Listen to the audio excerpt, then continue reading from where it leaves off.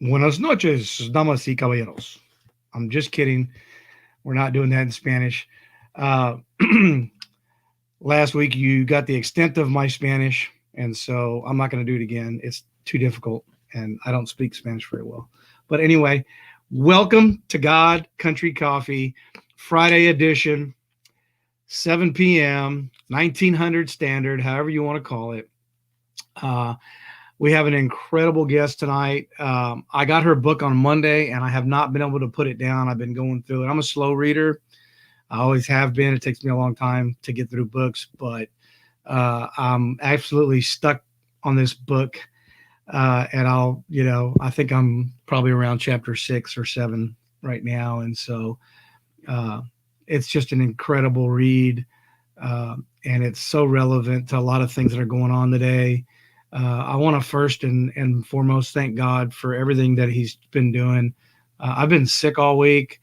I was really worried this morning. It felt like it settled in my chest. So I went to the doctor, and I am negative for flu, negative for COVID, negative for all that stuff. And so I'm very grateful for that. Just a bad head cold that is starting to drip down into my chest. Keep me in your prayers for that. Keep Third Day Coffee in your prayers. I leave my job in 8 working days, and at the 24th of February. So keep us in your prayers for that. Um, Coffee's going very well. Without delay, I'm going to bring my guest on. Her name is D.A. Michaels, and we're gonna have a great talk here. Hang on one second, people. Hello, Donna. You there? I am. Okay. Welcome to the show. Thank Uh, you. First off, I just want to thank you for taking your time, to do this. I know that you. Uh, I'll just say a little bit, and I'll let you talk about the rest of it. But Donna is a Navy veteran, which is near and dear to my heart. I'm a Navy vet myself. Um, she is in law enforcement and in one of the southern states, and she has written a book. The cover of the book is behind me, "Courageously Broken." And I have no doubt in my mind that that's going to be on the New York bestsellers Oh, list in the weeks and months to come, because I'm not one to read. I do everything on Audible, but when I find a book that I really enjoy, I mean, I buy the heart. I like to have the paper, and I like to sit down and read, even though it takes me a lot longer. And I really enjoy it, and so I have no doubt that this book's going to go far. And your message is really what's going to captivate people. thank you. And so, without further ado, D.A. Michaels, and I would just like for you to introduce yourself. Tell us where you were raised. Basically, I tend to use high school as where I'm from, right? Most people do, especially military folks that move around. But tell us where you're from and what it was that led you up to joining the military. Okay, sure. Well, first and foremost, thank you for inviting me. I'm thrilled to be here. So I really appreciate that and the memorable kind words. My I go by on my book D.A. Michaels. My name is actually Donna. The reason I did not put Donna Michaels, and we talked about my little disclaimer. The reason I didn't put Donna Michaels on the cover of the book is because there's actually another author by the name of Donna Michaels, and she writes hot, steamy romance novels about affairs with all things Navy SEALs.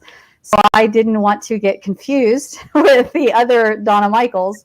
So I decided to go with my initials. And so if anybody is out there wondering or Googling, it's for two different people. Um, I am originally Towns. It's because I can't pick one. I love them both. I was born in Florida, raised here until I was 13, and then my parents moved me to the Western North Carolina Appalachian Mountains, where I went to high school there. And very different lifestyle. Went from the beach, the beaches and the surf, to the remote mountains. And that's why I say I love them both, because they both have these benefits. That's awesome. So, what led up to you just deciding I'm going to join the military?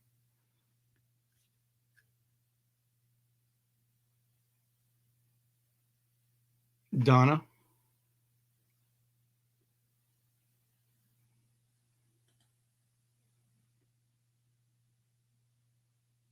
You froze up. All right, hang with me, folks. We'll figure this out here in just a second.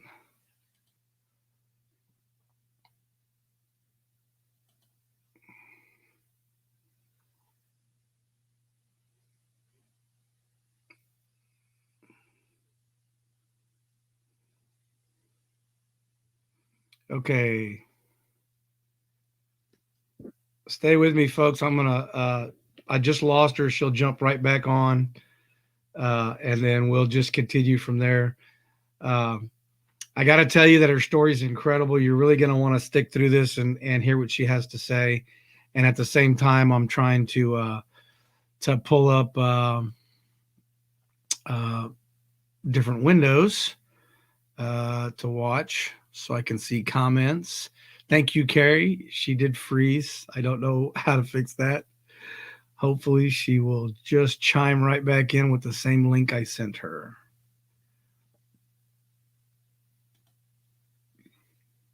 Okay.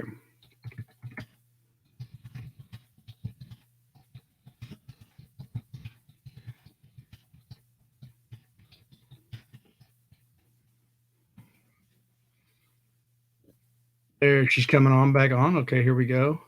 And there, I don't weird. know. It was bizarre, but Yeah.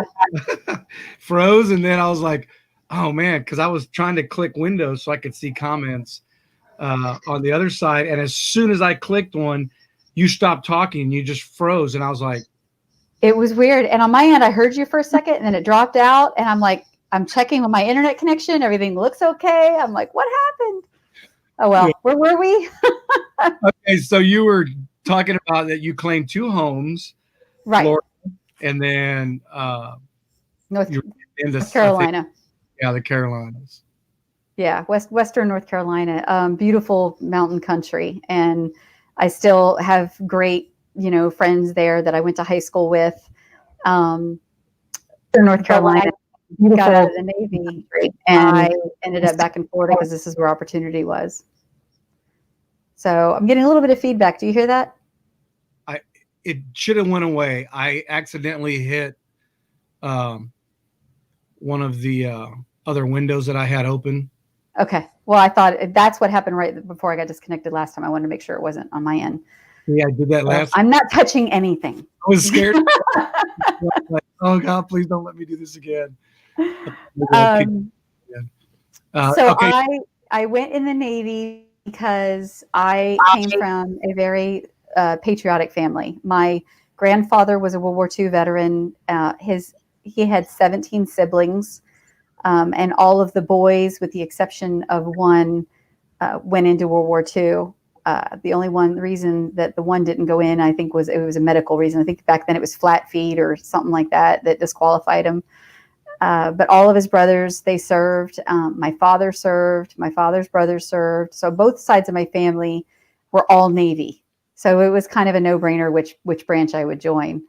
I went in because I just really wanted to see the world, and I had a strong sense of duty. I just knew college wasn't for me. And I mean, I had good grades and everything. That wasn't an issue. I didn't want to learn about the world through a book. I wanted to see it with my own eyes. So I felt like the only way to really do that was to get out and see it. And the military seemed like a great way to go. And I was about 13 when the USS Stark was attacked in, I believe it was Libya. And I just remember seeing that on the news, and it troubled me. It really upset me. And I just kind of knew right then and there that it was like a calling, like that's what I wanted to do. And I waited until I was 15 or 16 to tell my parents. And I thought for sure that they were going to shoot me down and no way and this, that, and the other thing. And they were all for it. They were really, really supportive. So that was it. I knew at a young age that that's what I was going to do. And the truth is I planned on making a career out of it, but the defense budget cutbacks in the early 90s, unfortunately got the best of me because I was still on my first contract. So everything happens for a reason. And that's kind of the moral of the story to my book, that Sometimes, the old Garth Brooks song, unanswered prayers, sometimes we don't get what we want, but later on we figure out why, Right. and some of the things kind of suck really bad, but even then they have a purpose. Before we get deeper into that, I totally agree with you on that part, 100%. I thought that God had done things in my life. I blamed him. And I read, into the part, some of the stuff that you were talking about earlier about the same kind of thing. You just you get to a point where you just like, God, why would you let this happen? But before we get any deeper into that, I'm going to do a quick shout out to Tricon Fitness, my brother. His website is in my in the comments, and so if you'll look in the comments, it's the very first one, Tricon Fitness. He's doing what he calls a 7x7, which is a 7-month, $77 a month, 7 men only. I've already signed up, and it's nutrition and coaching and accountability and everything. If you've been waiting to get up off your rear end and get back in the game, then reach out to Brian Stacy. He goes by PK Stacy on Facebook.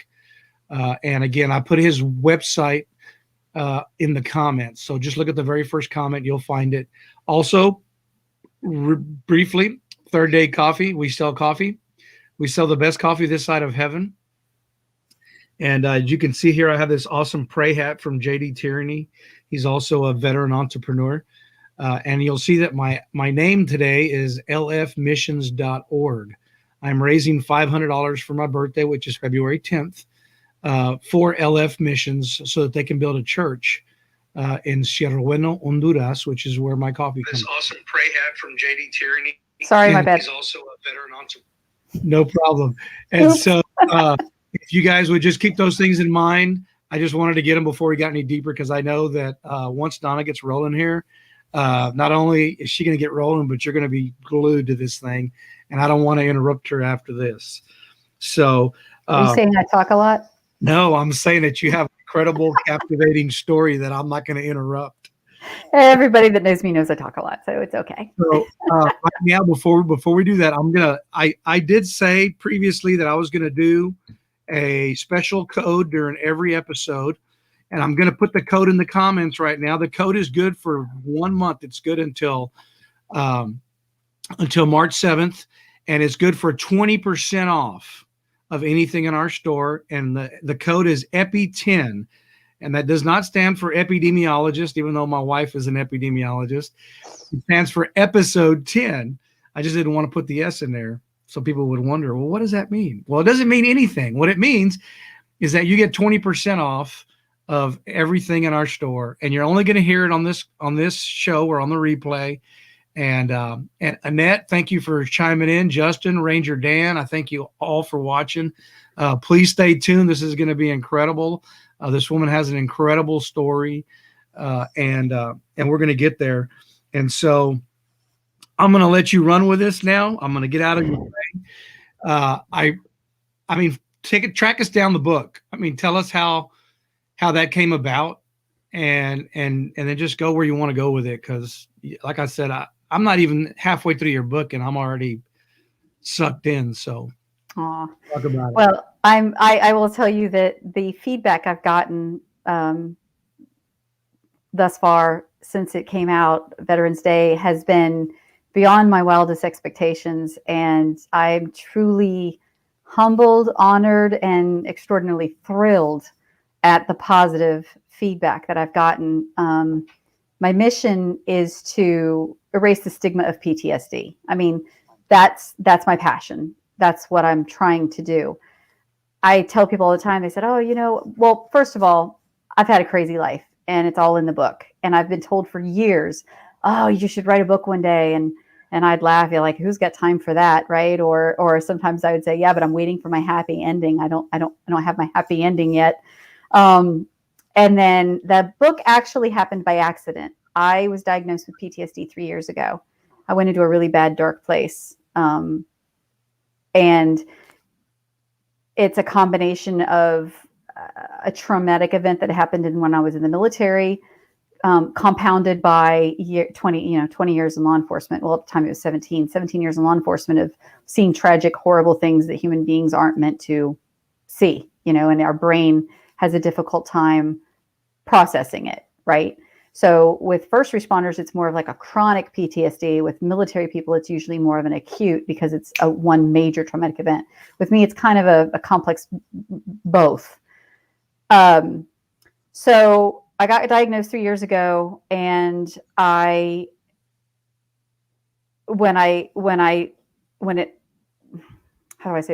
Pandora's box blew up, right? It was like one more. It was the straw that broke the camel's back. It was a traumatic event at work, and it was just one too many horrible things, and it took me to my knees, and I went into a really bad place. And thankfully, to a very, very dear friend who will forever remain my best friend, he answered his phone that day, and he was horrible about answering his telephone. And I was prepared to leave a voicemail, and he answered his phone on a Saturday, and I lost it and I fell apart, and he took me into getting some help, and I did. And then as the next couple years went by, a series of, it seemed like one positive thing after another, which I didn't recognize at the time, right? In hindsight, I look back and I go, oh, that was an angel that came into my world, and I didn't even know it. And there's a whole chapter about, angels come in all shapes and sizes. They're everywhere. They're human beings just like you, right? But for some reason, somebody comes into our life and they have an impact on us. And as soon as their purpose is over with, they kind of float out again. It wasn't So on my. I was trying to deal with all the traumatic events that had happened over the years. And in the course of it, I was struggling with my memory. And that had been going on for a while. I'd be in a conversation with my mom, and she would be like, come on, how come you don't remember that? These were things from my teen years, just how come you don't remember this, or how come you don't remember that? And I would get aggravated. I'm like, I don't know why I don't remember it. I just don't remember it. Maybe it wasn't that important to me. I don't know. And I found out when I was going through therapy that, our brain will compartmentalize the bad things, and we put it in a box, and we put it in the back on the shelf, and we leave it alone, and we don't ever want to touch it again. We just push it away. Sometimes good things will accidentally get shoved into those boxes. And that's kind of what was happening to me. So I was I go to 2 reunions a year, one in the fall, one in the spring. And I would go to these reunions, and my peers would be telling stories from the good old days. And I was sitting there lost, because I would have maybe like a snapshot in my brain. I kind of sort of maybe remembered it, but I didn't remember enough of it to enjoy it. And they're like, how come you don't remember this? You were there. And I'm like, and it was frustrating because I wanted to remember. These sound like some great, hilarious stories. So they told me to start journaling. And they said, when you get to something that you want to remember, or in some cases, you may not want to remember it, but you need to remember it, call somebody that was there and see if they can help you fill in the blanks. So that's what I started doing. I started journaling. And when I would get to something that I wanted to remember, I would call somebody and say, hey, do you remember this? Oh, yeah. I said, help me fill in the blanks. This is what I remember. What do you remember? And together, it was like putting a puzzle together. And as I was journaling all this, some of the memories were freaking awesome. I mean, I was laughing till I was crying, and then some of the memories were awful. But I needed to remember those too, because I couldn't move past them until I dealt with them, right? So this ended up being a really cathartic thing, was the journaling. Well, when I got to probably about the spot where you're at right now, about chapter 6 or 7, I sent it to that same best friend that answered the phone that day. And he knows me better than I know myself. I mean, he really does. He remembers shit that I wish I could remember. He's just got a crazy good memory. So I sent it to him and I said, hey, what do you think? And he got back to me and he goes, this is good. He said, you need to entertain maybe sharing this. I'm like, what? Are you crazy? I mean, because there's some really personal stuff in there. And he's like, think about it. He goes, because if you think that you and I are the only ones with PTSD, he goes, you realize like everybody we know has some form of it or another. And I'm like, that's true. You know, when we started talking about how everybody goes through shit in their life. I mean, even if you never served, even if you were never a first responder, you know, there's people that are victims of domestic violence. There's children that were abused when they were young. There's, you know, people who have been victims of armed robbery just doing their job at work. I mean, any type of traumatic event, car crashes. I mean, the list goes on and on. Anybody is susceptible to PTSD.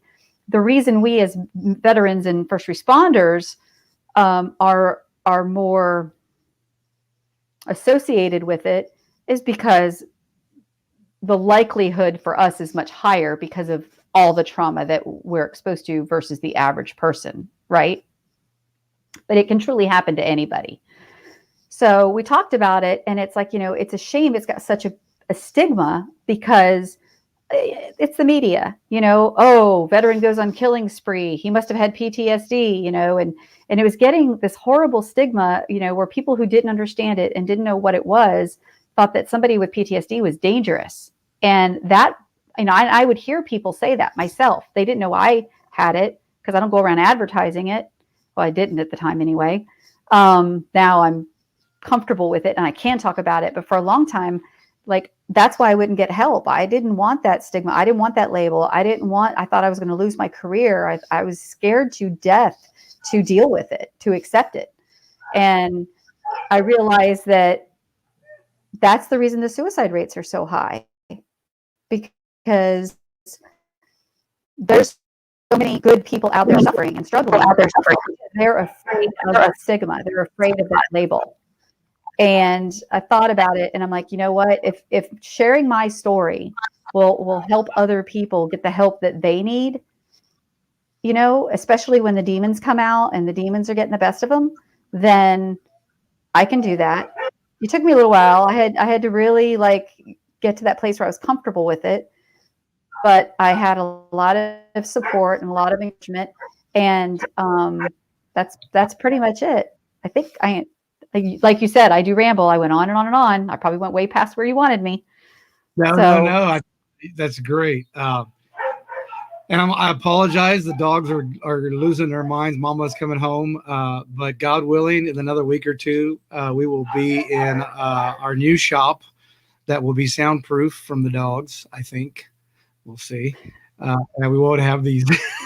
It's not over yet. It's a matter of time you're going to hear mine. So there's food in the kitchen right now, so they're not interested in me. But when the food's gone, they'll be bugging me to come in here. She hasn't walked into the house yet. She just drove up. So this is them hearing her on the street rolling up into the house, and then they'll lose their minds when she walks in. And anyway, well, you know, something I want to hit on that you commented on there was, you know, you made a phone call. And you were grateful that this individual answered your call. And I've talked about this with several of my guests, you know, Doc Jocelyn, you know, my pastor, that have all been on the show. And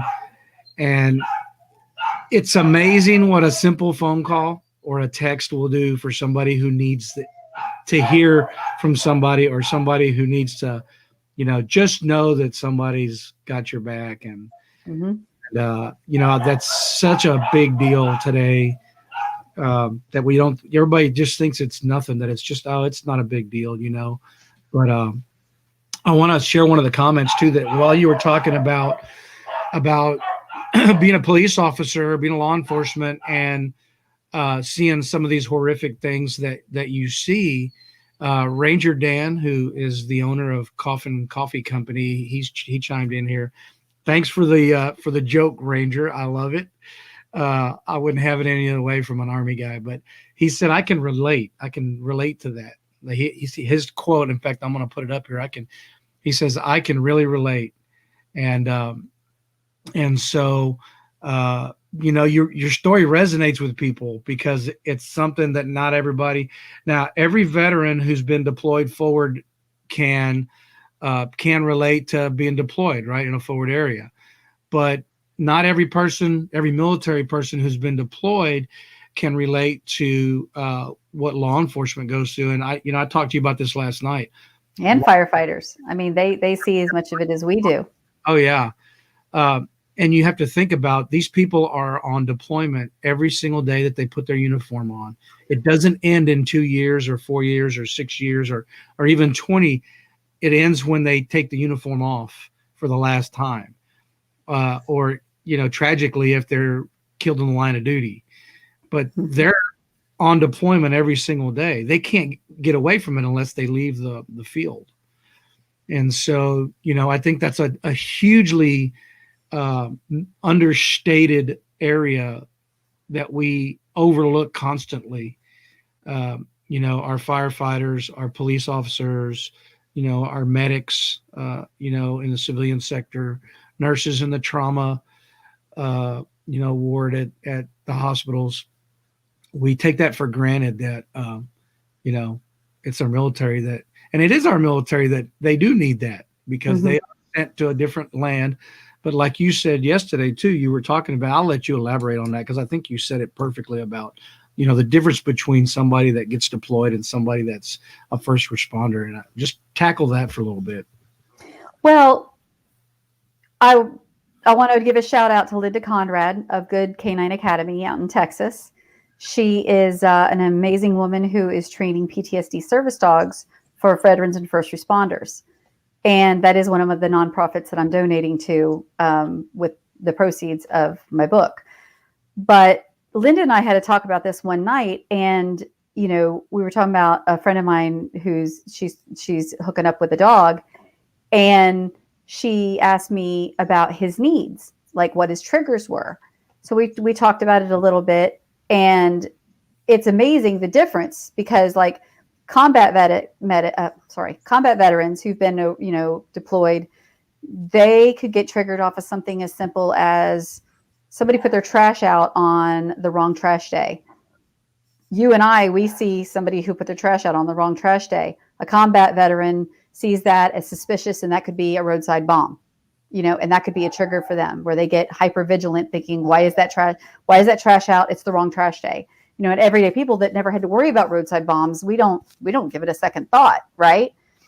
So, that is unfortunately something they bring home with them. But for the most part, unless something triggers them, and I don't want to speak out of turn because I'm not a combat veteran, but from what I've been told, for the most part, they can kind of work through those things because they know they left that in the foreign land where they were. For first responders, we're passing our actual locations on a daily basis a lot of the time. Like, I can sit here and tell you exactly where every child death in my career has occurred. I could drive straight to that house or to that intersection or whatever. And these are intersections that I pass through. If I'm in patrol, I could pass through it 6 times in a day, I can, so we'll go by an intersection, or we'll go by a business, or we'll go by a home, or we'll see something. Or if it was, a car crash and maybe the child was a little girl wearing a pink dress. From that point on, every little girl in a pink dress is a reminder of that call of the little girl who died in a car crash. And you see what I mean? So for us, the triggers are everywhere. And I believe that is why a lot of first responders often retire and often move far away from where they worked. You know what I mean? So that they can leave those locations and triggers behind.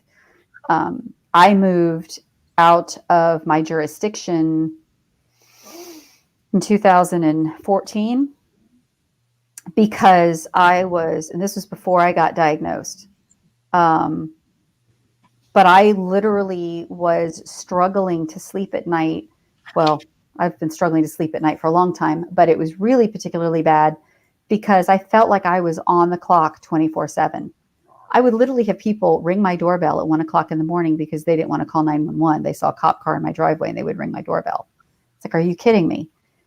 I would try to take my dog for a walk at night, and, people in the neighborhood knew I was a cop, and they would stop me to talk to me about their problem. So I couldn't escape it at all. So I said to my family, I said, well, I got to go. We got to get out of here. I said, I have to work here I don't have to live here. So I commute an hour every day to work. And it's the best, aside from getting help with my PTSD, which came to, like I said, Pandora's box blew up in 2017. That's when that happened. But up until that point, moving away from where I worked was probably the best thing I ever did. Awesome. That's there's so much that I different roads we can go down, because you have so much to offer in the terms of value to people listening. There's a lot of people in crisis, and it's different things. And, I mean, in the talk that I had with you leading up to this, I know that we're not the kind that we're not pansies, we're not a bunch of wimps that run around. We're not snowflakes. And I know that hurts people's feelings, and I'm sorry if it does, grow up. This nowhere in the Bible does it say that this life is going to be easy. And so you can't just sit in the corner and say, oh, poor me, you hurt my feelings, I'm not going to talk to you anymore. I need a training timeout. I want to go to my safe space. I don't know what all that stuff is, but let's talk about some of the things that you're doing. Let's talk about your book for a second, because on the bottom of the screen, you can see my website. And the reason that it looks like a hologram in the middle is because it's a green screen.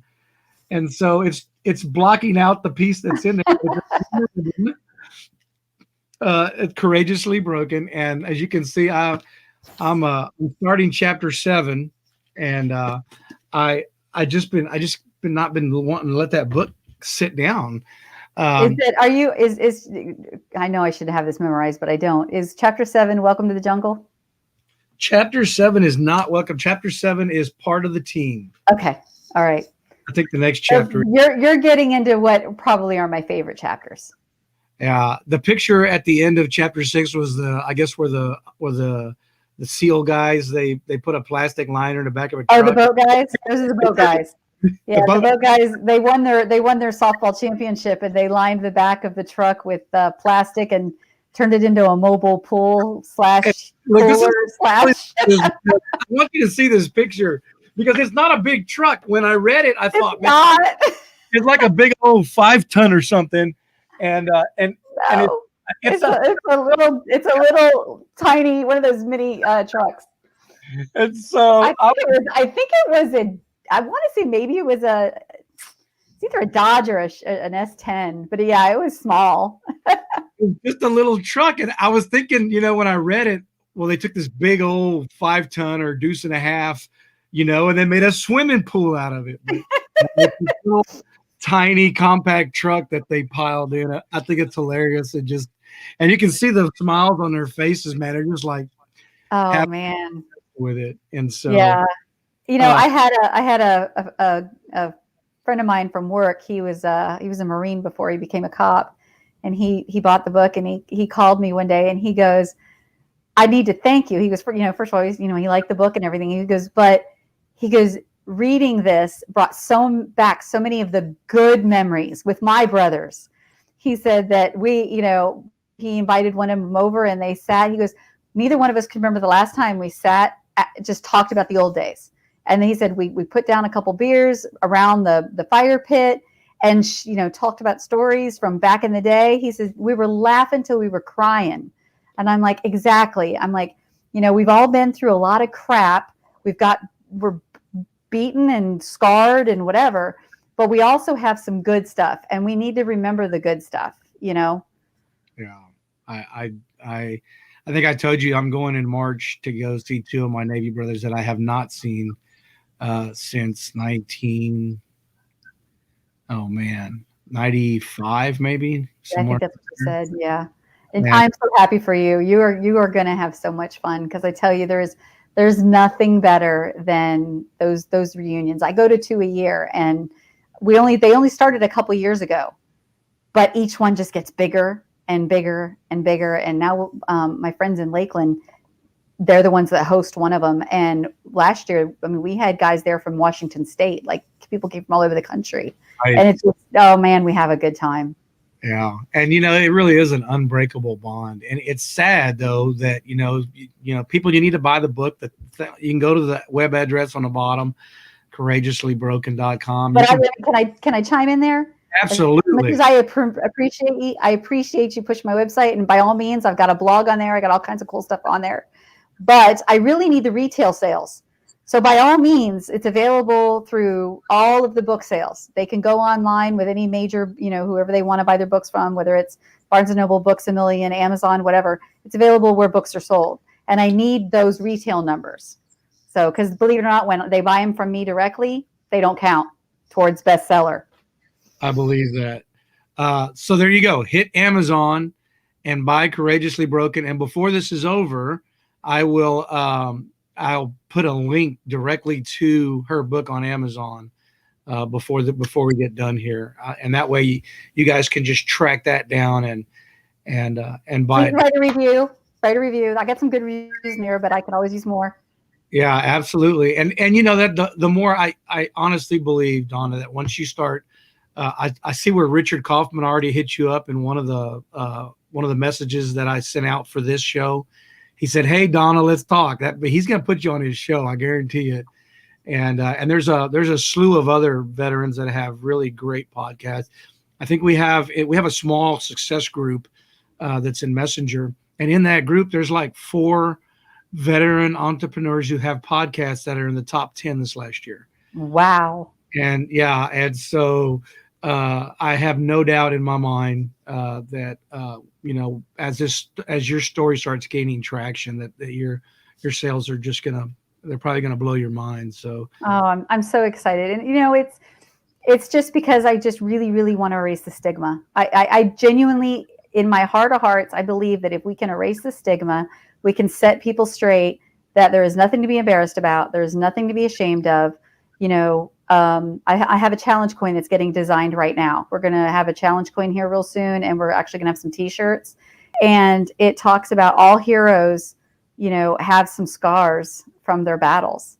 There's nothing wrong with having scars from your battles. There's nothing to be ashamed of. So, and you didn't go into battle alone. So why should you have to go through this alone? Talk to your friends, talk to your battle buddies, make a simple phone call. It doesn't mean you got to end up, if you go to therapy, fine, you go to therapy, there's nothing wrong with that.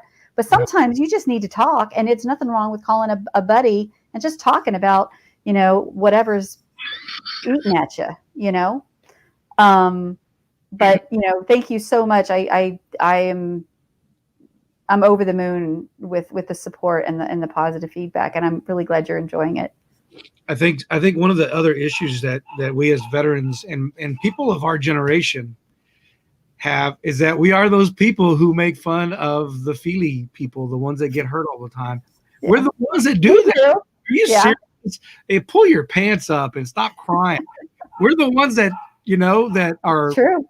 That hard mentality of, because I wasn't raised that way. My dad beat me with a leather belt when I stepped out of line, and I deserved it. Yeah. Yeah. But you know what? I had this conversation earlier. That older generation that didn't talk about their feelings and they didn't, do the things that we're talking about. How many of them were alcoholics? How many of them tried to drink away the demons, right?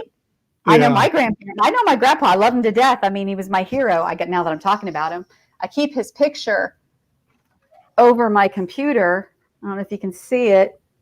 Can you see him? Oh, yeah. That is in Guam during World War II. Wow. So my grandpa was my hero. I loved this man. But man, he could drink. Oh, he could drink. And my mom was raised in that atmosphere. They all drank. But that's how they dealt with this crap back then. Now, I'm not condoning drinking, obviously. Right. But nowadays, if you drink like they did back then, you're an alcoholic and you lose your job and you got this, and there's all these consequences to it, right? Yep. And liver disease and your health and all the other bad things. So, but back then, that is how they coped with their demons. I could buy the book if I could read. kidding. Does Barnes and Noble? Yes. Love you, Ranger Dan. That's awesome. Yes, Barnes and Noble does have it. It's available for download on Nook as well. And I am trying to get through the audio recording. I'm a little slow on it, but I think I'm about halfway through. I think I'm on chapter 10, but I've been so busy lately that I got to get it done. I've got to finish it. So eventually it'll be audio. It'll be available in audio. Ranger Dan and you probably have a good conversation. Ranger Dan is a former, I guess, I don't know if there's any former Army Rangers. I don't know how they deal in their communities. I know you don't ever say a former Marine. Marine, right? Yeah, those are fighting words. But Dan was a Ranger, and he owns a coffee company, and he's also in law enforcement. And Nice. so, that when you were So he talking screwed about up like me too. that, yeah, that's when he did that remark that said, I really relate to that. Mhm. Because he sees those things and he he goes through them. But he's been a great help to me. He's helped me with some things. I was trying to get some equipment, and he and I use the same person for our coffee. LF Mission, the guy who owns LF Missions. Okay. We both buy coffee from Ashley, and then we're all brothers and sisters, right? We're all those. They call us 3%ers, but I think it's probably closer to like 1%. Of the I population. heard it was 1%, and then all of a sudden I heard 3%. So I really don't know. I would love to know the actual numbers, though. I really would. I would too. I'd like to know what they really are. I mean, even if it is 3%, it's still such a small number of people who join all 5 branches. And yes, we even include the Coasties in our numbers. I love you guys. I just got to give you crap because, but the Coasties, they put us Navy folks to shame because the guy who did my job in the Coast Guard does like 5 other jobs, Wow. I mean, he's like an engineman and a comms guy and an electrician all in one. And Really? I only had to do one thing. Yeah. So we kid the Coasties quite a bit, but they, first off, they have some really cool equipment. The boats that they have, the cutters and things are just amazing. But yeah, they're required to know more than just, one trick. And I only had to learn one trick, and I didn't even get a treat for it, man. I just had to learn one trick. But, my neighbor, I wish they were the best neighbors I've ever had, but well, not the best, but they were up there. But he was a retired Coastie, and they were renting and then they bought a house. But I learned so much I never knew much about the Coast Guard, but he taught me a lot. They don't have it easy. I mean, Right. like you said, we make fun of them, but it's pretty intense, some of the stuff that they do. yeah, especially I don't think they get the credit they deserve. no, we did drug ops with them over by out by Baja, and it gets pretty intense with those people sometimes. They what they have to do, and what these cartels are capable of, and what these drug runners are capable of, and they literally drop a plank across the 2 boats and walk across and board them, and we really don't give them enough credit for what they keep our shores safe, and but we have to pick on them because that's just man standard MO.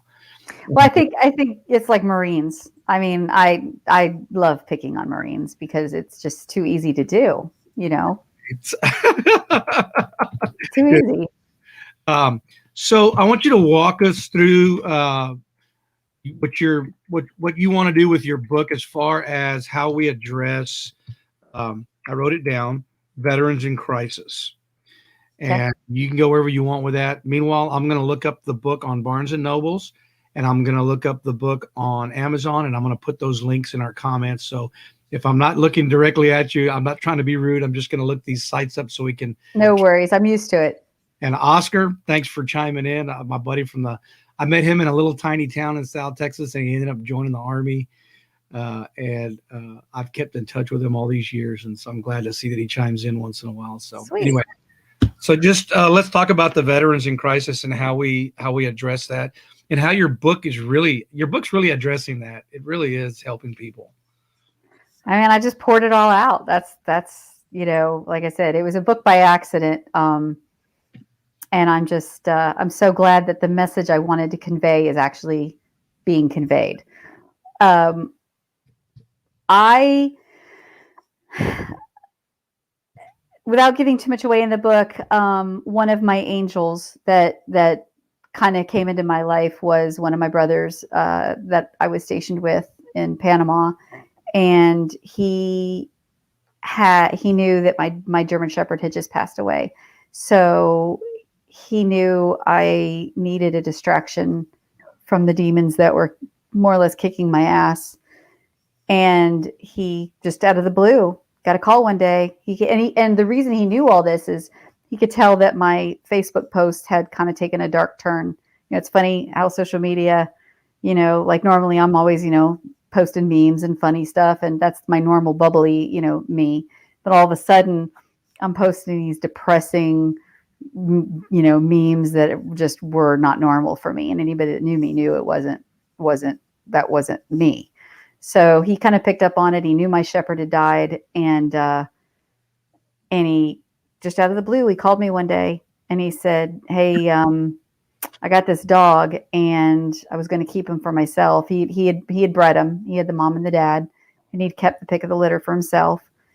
But I guess his wife and him decided that they couldn't keep the dog because I think he was having problems with his big brother from a previous litter or something. They had 4 German Shepherds in the same house, plus they had 4 kids and in college, and kind of, very crazy busy house. So he's way up in New York. And I'm way down here in Florida. And he said, I know you give him a good home, he said, and I'm willing to put him on a plane. And it wasn't like, would you like this dog? It's like, I'm not willing to give him to anybody else but you, kind of a thing. Like, you're taking this dog. And I'm like, whoa, wait a minute. I'm like, no, I'm not ready. I'm still grieving the one that died. And, plus I had all that other crap going on, which you'll get to in the book. And I said, no, I'm not ready. I'm not ready. I'm not ready. He's like, all right, well, think about it. Let me know. I talked to a couple friends about it, and they're like, are you stupid? What are you, crazy? Get the dog. That's exactly what you need. So I called him and I said, hey, I think this was like early August. And I told him I didn't want him to put the dog on a plane. I said, no, don't do that. That I'm going to get this dog at a plane. He's not going to know who I am. He's going to freak. I mean, I just didn't feel comfortable with that. So I said, if you can hold on to him until Labor Day weekend, I'll drive up and get him. So one of my friends, her mom lives in Philly, and she's like, I'll go with you. We'll drive straight through. I'm like, all right. So we left after work on a Friday, drove straight through, got to Philly, spent the night at her mom's house. The next morning I got up, drove to Poughkeepsie, which is only about 3 hours from Philly, and met with him and his family. And the dog, which wanted absolutely no part of me, I mean, wouldn't even come to me at the house. And I'm looking at my buddy like, are you sure about this? And he's like, he knows what time it is. He's all his brothers from the litter he goes, he knows it's his turn. But by now he's 7 months old, and he's, how much did he weigh? 70 pounds.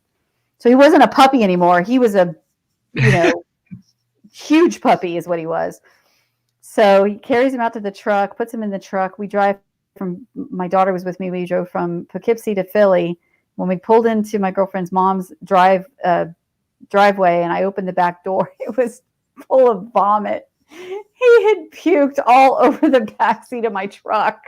I was like, oh, and I called him and I'm like, does he get car sick? He goes, I don't know. He's never been in a car. And I'm like, what? He said, oh, I mean, he went to the vet like 5 minutes away one day, but that's about it. And I'm like, oh God, this is going to be a long freaking trip to Florida.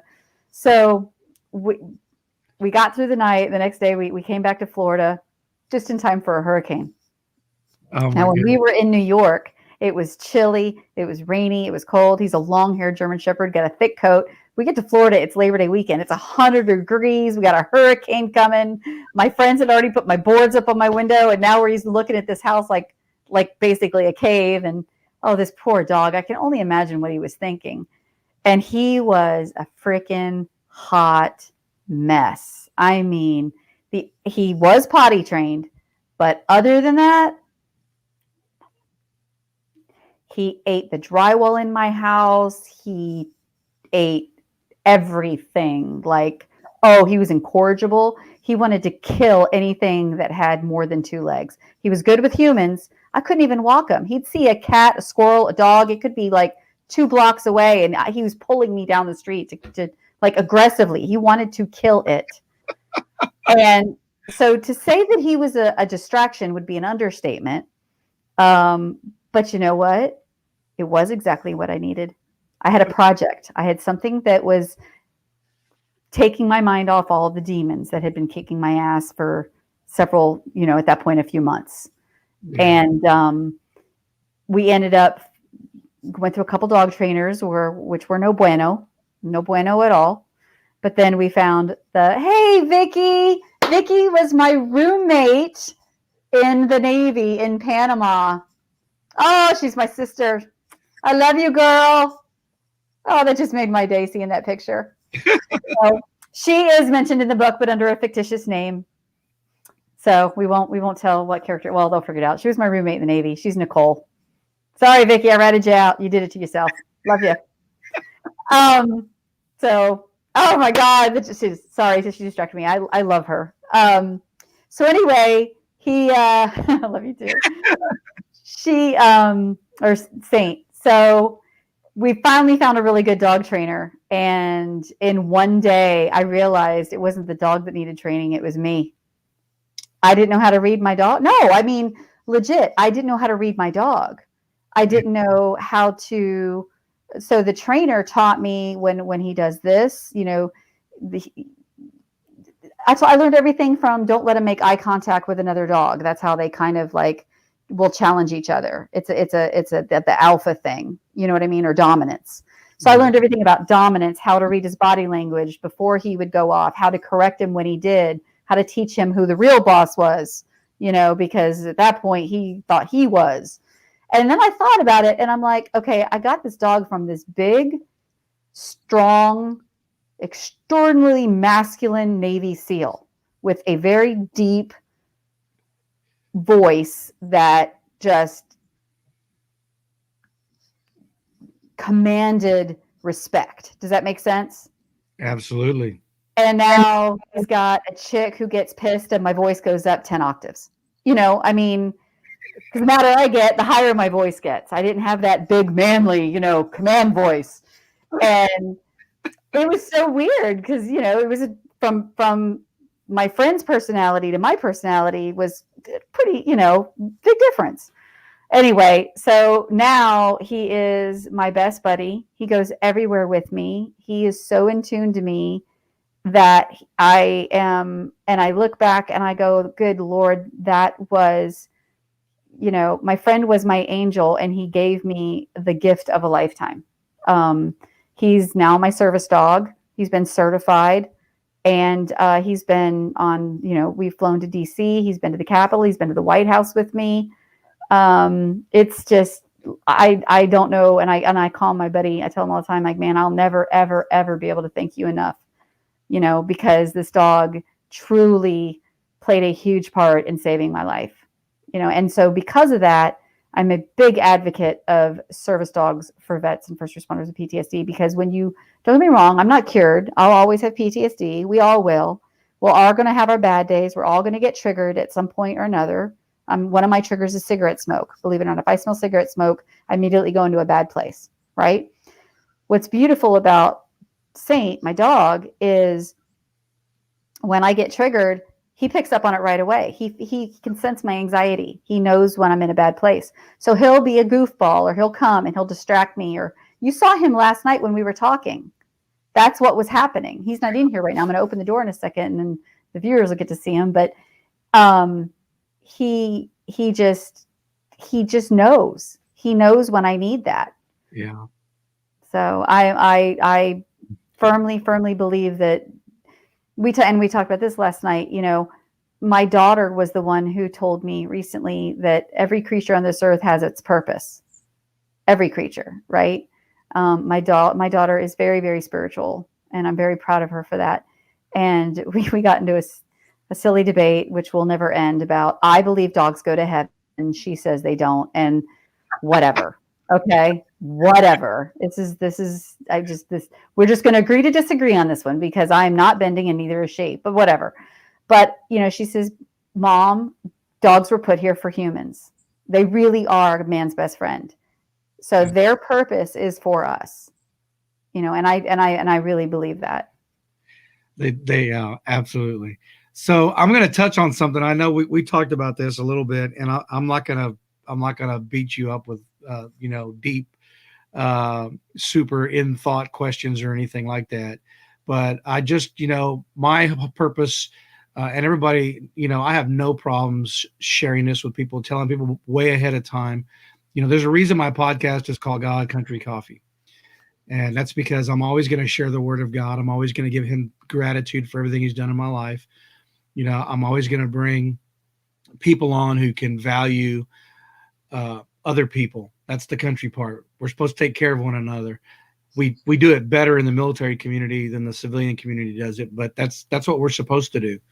The Christian community does it really well, regardless of what denomination you are. Mm-hmm. And sometimes, we slack off on both sides, and sometimes we get better. But generally that's what we do. Yeah. And coffee is just the vehicle that I'm using to run those two things as far as I can. And so I know we talked about this, and so I'm not asking you an in-depth or anything like that, but I just want to know how God plays in your life. Because you've been through a lot of junk, and you've come through really, really strong. And like I said, you don't need to get in depth or anything, but just let me have your thoughts on that. I know we're getting close to an hour, and that's fine. And Bubba's in here, as you can see. Yeah. So my daughter just let him in. That's a really good question. And I cover a lot of it in the book. I mean, I went many years really pissed at God, just really angry. I never didn't believe. I've always believed, there was a God. That's never been an issue. But boy, was I angry for a really long time. And it was the day my daughter was born that I got my faith back. And I'll just tell you the story. It's in the book. Some people are going to say I'm crazy, and that's fine. They have a right to their opinion, but I have no reason to lie. So my daughter was born extremely premature. I was on bed rest in the maternity ward. I'd been there for a couple weeks. She wasn't due for another 7 weeks. 10 weeks. She wasn't due for another 10 weeks, but she would have been safe at 7 weeks, right? I was 29 weeks pregnant, and I went into preterm labor, and they kept stopping it. And then she went into fetal distress, and they couldn't find her heart rate, and it was gone. And I had gotten really accustomed to hearing her heartbeat on the fetal monitor that it occurred to me I couldn't hear it anymore. And they're using words like stat and prep the OR, and they're rushing around. I mean, it was clearly not business as usual, right? And the fear set in. And I will tell you that to this day, I have never experienced fear like that, and I never want to again. I was on not a lightweight, ambulance gurney. I was on an actual full steel hospital bed, right? That they use in the hospitals, they wheel you around in. And I was trembling so hard you could hear the metal on the bed rattling. That's how scared I was. Adrenaline, fear, all of that. And they kept telling me I had to calm down. I had to calm down because they were going to have to do a spinal to do the C-section. It was going to be an emergency C-section. And anybody that knows about spinal taps, you've got to be perfectly still for those, right? And my whole body was just violently shaking, and I couldn't stop it. It was uncontrollable. As they wheeled me into the OR to get ready to get the spinal, it was a female nurse pushing me, and the nurse, the anesthetist that was inside was a female, and me. There wasn't a man anywhere around at all. And they were just, the female nurse going, honey, you're going to have to calm down. You're going to have to calm down. There were no drugs. They can't give me drugs, right? Because of the baby. And then all of a sudden, I heard, as clear as day, as clear as I'm hearing you when you speak, I heard a man's voice say to me, everything is going to be all right. And it was like somebody took a warm blanket and literally just wrapped me in it, which wasn't happening, mind you. Okay. And I remember looking to see who said it. And I asked the nurse, I go, who was that? She goes, who was who? I said, who said that? And she goes, I don't know what you're talking about, honey. And about that time, she got me to the middle of the OR, and I saw that the nurse anesthetist was a female. And that was it. It was just 3 of us, and we were all females. And I realized, and then at the same time, my body went completely calm, like instantly calm. That when that warm blanket feeling wrapped around me, I was absolutely calm. No drugs, no reason. And I will tell you to this day that was God that spoke to me. I have no doubt in my mind. And that was the day that I made a deal with God. I said, God, if you spare her, and I know everybody makes deals with God, we're not supposed to do that, but when you're desperate, you do things, right? I said, God, if you will spare her, if you will please pull her through this, I promise you I will change my life. I promise you I will be a better person. And that was when God, I guess as you would put it, I let God back into my life. Am I perfect? Absolutely not. Do I curse like a sailor and make mistakes? Every day. But I try. Yeah, I do. I'm not perfect, but I do try my very, very best to live up to my purpose. I try very hard to set a good example for my daughter. And I think when she was born, and it was so scary because she was so little and she was on life support for weeks and, going through all the things that, preemies go through. I just remember saying to myself, I want to be the best possible example I can be for her. I want to be somebody that she can be proud of. Right. Because up to that point, I wasn't, not at least, especially in my eyes. Right. I definitely had my faults. But I hope it's hard for me to answer your question because, as I told you last night, like I'm not the kind of person that really goes around and talks about religion. I've never cracked a Bible. I can't lie. I'm Catholic. I was raised Catholic, and in my generation, we didn't have Bibles. And you and I talked about that last night. Yeah. My daughter is a freaking religious genius. Like she could probably go teach most adults at this point. She loves theology and that's her thing. So it's interesting because if I have a question, I can just go to my 15-year-old daughter and she'll tell me, oh, Mom, that was the book of such and such. And then she'll explain things to me, and it's really cool. Well, but go ahead. I didn't ask you that question to trip you up. And I didn't read that chapter like we talked about. I know you're not there yet. I'm not there yet. But I did, you hinted a little bit and I did skim over it a little bit, but I didn't read the chapter. And you have no idea how far ahead you are, half, of the Christians in this country, because of all the Christians in this country, very few of them have a deep belief in God, that God can still talk to them, that God can still do miracles. And I will tell you that and we're not going to talk about it today, but there are 2 instances in our life, in my life, that were absolute God. Had nothing. There was no other way it could have been anything else but God. And, how do you explain the unexplainable? It's got to be God. It's God. Yeah. It's absolutely 100% God. And especially when you have a belief in God, like I was raised Catholic too. I was raised in church. I wasn't raised in Christ. And there is a difference. In our generation, I was never encouraged to read my Bible. I just wasn't. I didn't even have a Bible. We went to private Catholic military schools, so we had Bibles, and we had class, but still, it didn't matter because I really wasn't encouraged to read anything but the four Gospels, and there's so much more in the Bible that talks about the things that God does in our lives. In James and all the letters that Paul wrote, not just a couple of them, and so it's just people don't. Man, I serve a true living God who still works in our lives today, right now. And I know that for a fact because he has done the same kinds of things in our life that he did in your life. And it's a turning point for us. It opens our eyes like he really is there and he really is willing to work on me. And so if he's willing to do that, and I'm just like you, listen, I fail God daily. I am a hypocrite in every sense of the word. I will tell you all day long about God and I will turn around and just be a turd about stuff. And, it's because we're flesh and we're human. And We're human. the only perfect person that ever walked this earth died on a cross.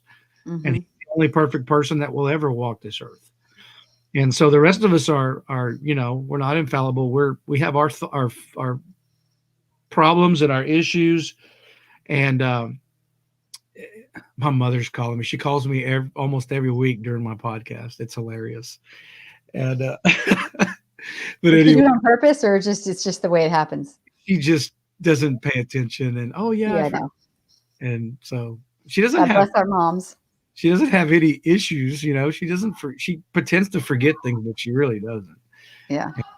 She's pretty sharp, and she's 82 years old or something. It's pretty. It reminds me of that commercial that was out recently where the guy's out there and he's in the middle of doing combat or whatever, and his mom calls him and she goes, she just starts talking and he's like, kind of busy, Mom, well, now wait a minute, I need to talk to you. That's my mom. My mom will do that to me all the time. Like, Mom, can you please just say, do you have a minute? And I will tell you, but I can't let it go to voicemail. She'll just call me right back. Yeah.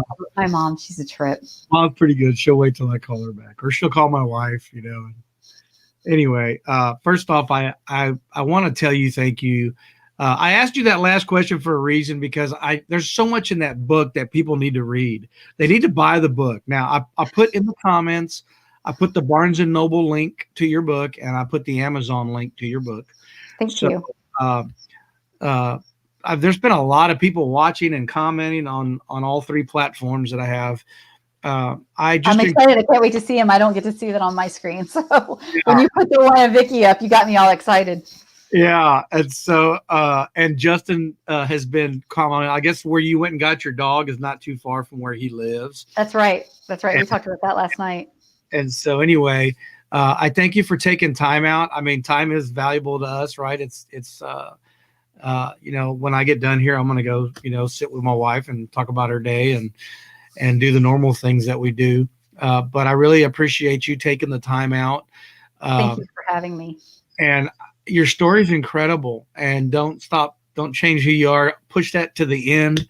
Get on every single one of these podcasts that you can get and talk about your book and talk about your story and your struggles, because somebody out there needs to hear it.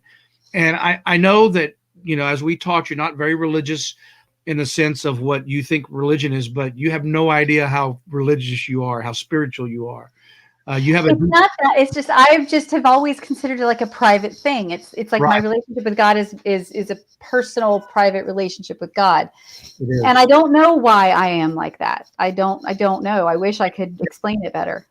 I think we were raised that way. Honestly, I think our mindset was, you go to church on Sunday and then you just keep quiet. Well, when we said prayer with dinner, and I said my bedtime prayers, and to this day I still do those things. When we sit at the table, I pray for the troops. I pray for the first responders. We have the very traditional. As Catholics, we're very traditional. But we don't sit around and we don't discuss scripture, right? And again, you said it perfectly. It's your Ranger Dan. God. It is absolutely 100% your walk with Christ. It is not my walk for you with Christ. It's not your walk with your daughter. It is your walk. And you walk that walk however you want to walk it. As long as you're walking with God, who cares? Just trying to be the best me. but the story about your daughter being born, I think, can reach so many people, and it doesn't have to be a big, you know, you don't need to get into anything personal. That's pretty personal, but that story that is in your book, I would totally highlight that story. And yes, I'm a little bit slanted. I'm very much trying to live my life for God, even though I fail constantly. I still do, and that is my priority. And I tell people all the time, I put God way out in front of my business, because without God, I don't have a business. I don't have anything. And so, and I believe that, but that little story, that small part of this whole collective project that is your life, basically, in this book, is so powerful and can touch so many people, veterans and civilians and first responders alike. And, you know, people need to know on a regular basis that God is alive and well. God is doing works in people's lives daily, and he saves people like me, who people always ask me, "Hey, JR, how you doing?" And I always tell them the same thing: better than I deserve. Oh, I like that one. I am absolutely doing better than I deserve. And so I'm going to leave our audience with one thing. I'm going to ask you to hang on, because as soon as I end this, we'll stay in the green room. I will tell you, and I told Donna this yesterday, I always like to quote Joshua 1:9. Joshua 1:9 says, "Be strong and of good courage. Do not be afraid, neither be thou dismayed, for the Lord thy God is with thee wherever thou goes." And I want you to understand what that means is that when your family turns their back on you, when your friends don't answer your phone calls, when your battle buddies don't call you, when your confidant, people that you confide in, ignore you, whatever, when everybody turns their back, there is always one inexhaustible resource that will never turn his back on you, and that's God. And that's why you are never, ever, ever alone. So with that, thank you for joining in God Country Coffee episode 10. It was definitely awesome, and I can't wait to see what this thing does in the days to come. I'm sure this episode is going to blow up on the audio part as well, and it always grows in days to come. And I encourage you to come back and share it. And folks, if you watch this on the replay, put a hashtag replay, put hashtag d.a.michaels, or put her name on there when you watch the replay. Let her know that you're watching it. Show her some love. Buy her book, and let's all lift each other up, and let's all treat each other the way God intended us to treat one another, with love, kindness, and respect. Until next week, God bless. Thank you. Good night.